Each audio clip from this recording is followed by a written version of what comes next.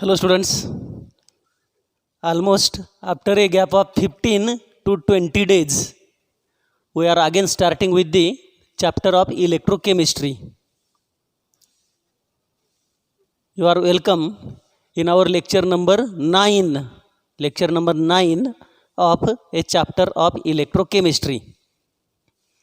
In the last lectures, that is 7 and 8, what we have studied is the electrolysis of fused NaCl and electrolysis of aqueous NaCl. We have seen the conclusions and we have seen the process of that electrolytic cell. In the electrolysis of fused NaCl, we have seen that sodium is deposited at the surface of cathode and pale yellow colored chlorine gas is evolved at anode. Whereas in case of conclusion of electrolysis of aqueous NaCl, we have seen that instead of Na plus reduction at cathode, there is the reduction of hydrogen taking place at cathode and hydrogen gas is evolved at cathode. Whereas at the surface of anode, there is evolution of chlorine gas. What is that over voltage problem? That also we have discussed over there. What is cathode and what is anode? That also we have studied. Cathode and anode are not explained on the basis of their charges. Cathode has either a positive charge or a negative charge. Anode may also carry a positive charge or a negative charge. So those electrodes, cathode and anode, they are not explained on the basis of their charge, but they are explained on the basis of process taking place at corresponding electrode. And we have studied that cathode is the electrode at which reduction takes place. Irrespective of the charge, always reduction takes place at cathode. And anode is the electrode where always oxidation takes place. Independent of the charge, irrespective of the charge, processes at cathode and anode are always fixed. Processes are not changing. Charge may be changed. Charge may changes at cathode and anode, but processes are not changing. Always reduction takes place at cathode and oxidation takes place at anode. That is the account of last lecture. And in that lecture we have not studied the amount of substance deposited at cathode and evolved at anode. Those amounts we have not studied in the electrolysis process. So what is the amount of sodium deposited at cathode, or what is the quantity of gas, hydrogen evolved at cathode or chlorine evolved at anode, we have not studied yet in the electrolysis of fused NaCl and electrolysis of aqueous NaCl. And in order to study those quantities of the substances deposited at cathode and evolved at anode, we have to see the quantitative aspects of electrolysis. So in this lecture, we are supposed to calculate the amount of substances deposited at cathode and anode. What is the calculation method? What are the aspects with the help of which we can calculate the quantity of substance deposited at cathode and evolved at anode is studied with the help of this heading, with the help of this point of quantitative aspects of electrolysis. So let us see over here how the amount of substance deposited at cathode is calculated, or how the amount of substance evolved at anode is calculated using the electrolysis process in the electrochemistry. So let us see over here. Here certain steps are there. The first step is nothing but to calculate the quantity of electricity. We have to calculate, the first step is nothing but to calculate the quantity of electricity or quantity of charge. Charge is nothing but the quantity of electricity passed through electrolyte solution. So what is meant by quantity of electricity? See, here these are the important units I am telling about the quantity of electricity. The smallest unit of quantity of electricity is nothing but coulomb. Coulomb is a small unit of electricity Q. So what is 1 coulomb of electricity? 1 coulomb of electricity is nothing but the quantity of electricity, quantity of charge passed through a certain point.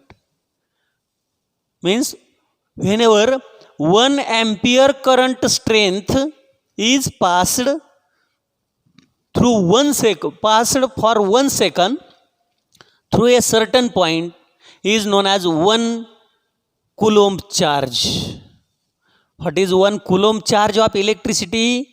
Whenever 1 ampere current strength is passed for 1 second through a certain point, at that time the amount of electricity passed is considered to be 1 coulomb. You got it? What is 1 coulomb of electricity Q? It is nothing but a product of I, that is current strength in ampere multiplied by time t in second. What is the definition of Q coulomb? I have told you. 1 coulomb charge is supposed to be passed through a certain point whenever 1 ampere current strength is passed for 1 second. 1 ampere current strength passed for 1 second. So current strength in ampere, 1 ampere, and time in second. So this product I into T is known as 1 coulomb of electricity. It is the unit of charge. One more unit of charge I am telling, that is important. Here be second one, Faraday of electricity. See, this unit is also important, Faraday. What is the Faraday of electricity? 1 Faraday of electricity is nothing but the charge present on 1 mole of electrons. Charge present on 1 mole of electrons is known as Faraday of electricity. Charge present on 1 mole of electrons. Now see that calculation about the Faraday. Or Faraday of electricity is the quantity of electricity required to deposit 1 gram equivalent of the substance. It is the amount of electricity required to deposit 1 gram equivalent of the substance. That is known as Faraday of electricity. Both way I have told you. What is the first definition? Faraday of electricity is the charge present on 1 mole of electron. Secondly, Faraday of electricity is the electricity charge required to deposit 1 gram equivalent of the substance. Gram equivalent ones means, what it means? Gram equivalent means equivalent weight of substance. So, for example, magnesium has equivalent weight 12 gram. The charge required to deposit 12 gram magnesium is known as 1 Faraday electricity. What is the equivalent weight of oxygen? 8 gram. So to evolve 8 gram of oxygen, quantity of electricity required is 1 Faraday. What is the equivalent weight of hydrogen? 1 gram. So if 1 gram hydrogen is evolved, quantity of electricity is known as 1 Faraday. You got it? That is the Faraday of electricity. How to calculate the value of Faraday in terms of Coulomb? We know the Coulomb. I have told you the definition of Faraday. Now see the charge of one electron. What is the charge of one electron? It is equal to 1.6022 into 10 raised to minus 19 Coulomb. Charge of one electron is this one. So what is the charge of 1 mole of electron? 1 mole means how many electrons? 6.022 into 10 raised to 23 electron is equal to how much? Charge of 1 electron is this one. So charge of 1 mole means this electron is how much? And we know charge of 1 mole of electron is known as 1 Faraday. So this is nothing but 1 Faraday by definition, because Faraday of electricity is the electricity required or electricity charge present on 1 mole of electron. That is the electricity required to deposit 1 gram equivalent of the substance. So what is 1 Faraday now? 1 Faraday will be equal to, doing cross multiplication, we can solve this as 1.6022 into 10 raised to minus 19 into 6.022 into 10 raised to 23, and if we calculate this, you can calculate this, you also have to calculate this, you have to solve this answer. I am telling the answer here directly. This answer comes to be equal to 96,484, and this is considered to be 96,500 coulombs. Therefore 1 Faraday will be equal to how many coulombs? 96,500 coulombs. Now you can tell me which is the big unit, whether Coulomb is bigger unit or Faraday is bigger unit. It is the Faraday. Faraday is bigger unit. See, kilogram and gram. 1 kilogram equal to 1000 gram. So which is bigger unit? Kilogram. In the similar manner, 1 Faraday is equal to 96,500 coulombs. Therefore, Faraday is the bigger unit as compared with Coulomb. So that is how we can calculate the quantity of charge, quantity of electricity passed through electrolyte solution in terms of Coulomb or in terms of the Faraday. Now the second step. Second step is to calculate the moles of electrons passed. See, this second step is important now, to calculate moles of electrons passed through electrolyte solution. Moles of electrons passed through electrolyte solution.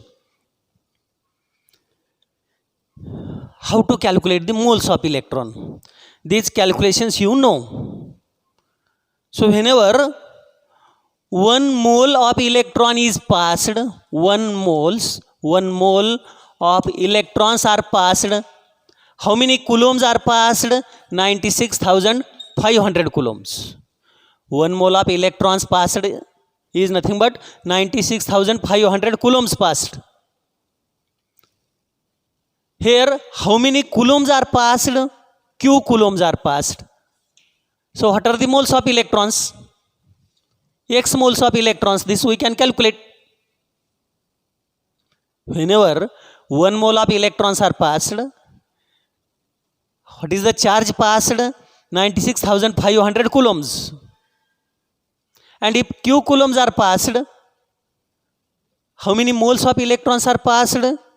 It is x. Again doing cross multiplication.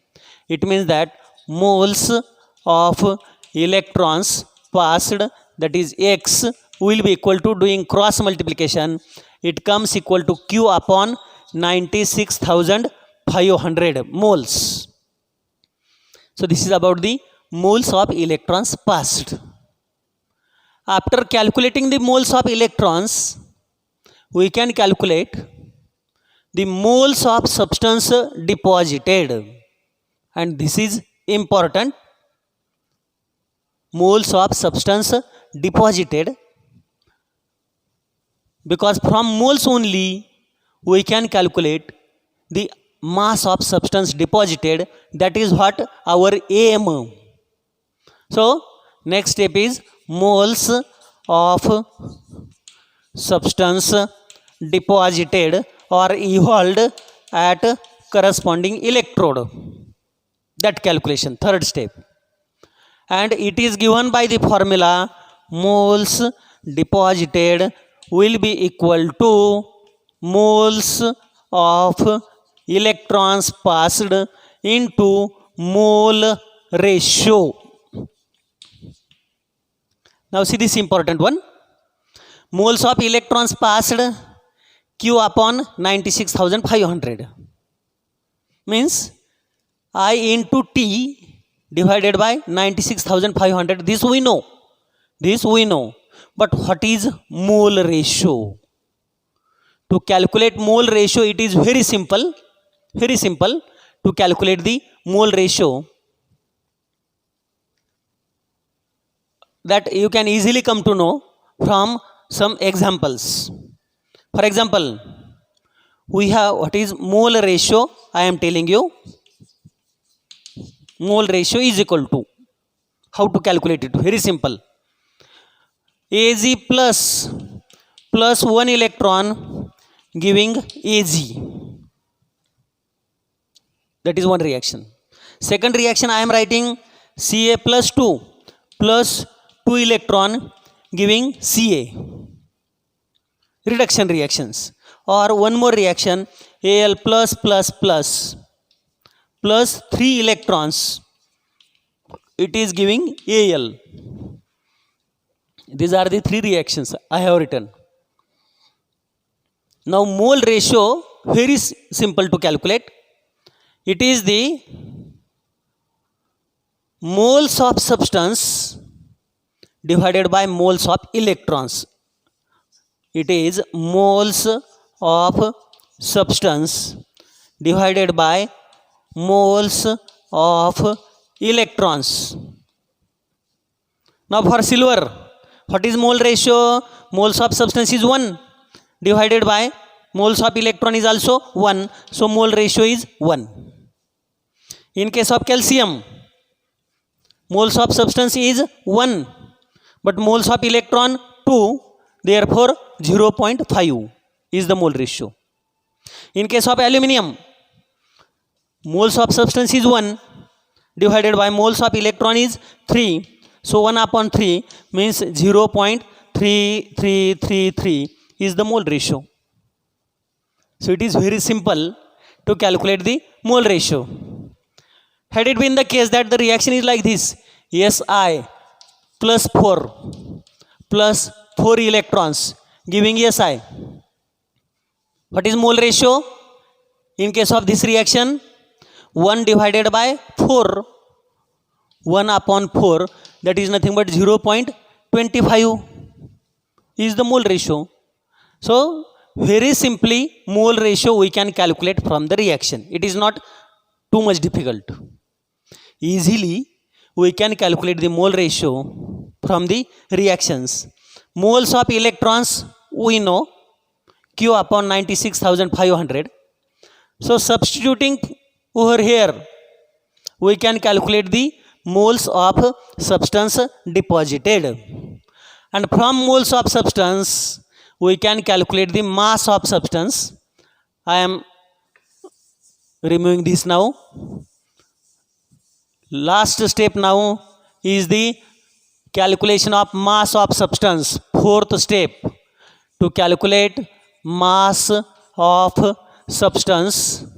This is the aim of quantitative aspects of electrolysis. Mass of substance. How to calculate that? Mass of substance is important.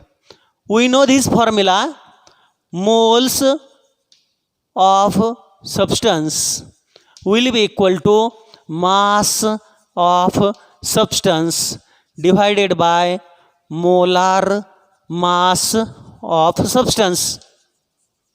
This you are familiar with. Number of moles. Moles of substance means number of moles. We have seen this. N2 is equal to W2 upon M2. This we have studied. Where? In the colligative properties. Solutions. That chapter. We have studied number of moles is equal to mass of substance upon the molar mass. Same one. Moles of substance is mass of substance upon molar mass. So this mass of substance we have to calculate. So mass of substance will be equal to moles of substance multiplied by molar mass.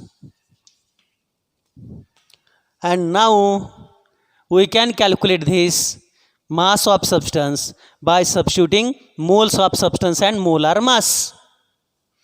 What is moles of substance? Moles of substance is nothing but moles of electron into mole ratio. See, I am writing it once again. Mass of substance will be equal to moles of substance. Moles of substance means moles of electrons multiplied by mole ratio multiplied by moles of substance is nothing but this one, and multiplied by remaining factor is molar mass. And substituting for all those values, we can write mass of substance deposited is moles of electron. What is moles of electrons? Q upon 96,500, and Q is nothing but I into T. So I into T divided by 96,500 is the moles of electrons. Then mole ratio for given reaction, mole ratio is different, that will be calculated in that manner, and multiplied by molar mass means M2, or we can write molar mass of a substance. So from this final equation, we can calculate the mass of substance deposited whenever one electrolyte solution is electrolyzed. In the previous syllabus, it is termed as Faraday's law. Faraday's laws. Here Faraday's laws are not included in our syllabus. Statement of Faraday's law is not given in your book.